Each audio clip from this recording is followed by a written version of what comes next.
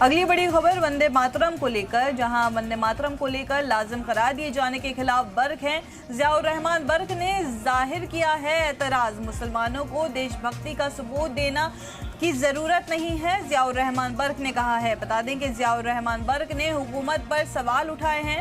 हुकूमत से उन्होंने सवाल किया है कि हुकूमत ये बताए कि रोजगार कैसे मिलेगा, सरकार असली मुद्दों से ध्यान भटका रही है।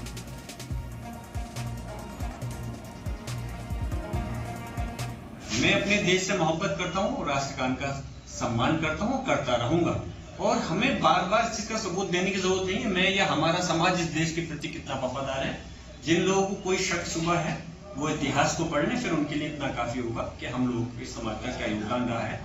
जहां तक इस चीज की बात है, मैं यही कहूंगा कि केंद्र सरकार को वो काम करने चाहिए जो जनहित में हो, जिससे कि देश आगे बढ़ सके। मैं पूछना चाहता हूँ, ये चीज लागू करने से कौन से व्यक्ति का या मुस्लिम समाज को छोड़ो, हिंदू समाज के हमारे भाइयों का भी कौन सा सम्मान हो जाएगा, या उनको कौन सा रोजगार मिल जाएगा, या उनका कौन से कॉलेज यूनिवर्सिटीज इस चीज से खुल जाएंगे, कौन से फैक्ट्रियां खुल जाएंगी। सिर्फ मुद्दे को डाइवर्ट करना है और ये उनकी पहले से नीति रही है।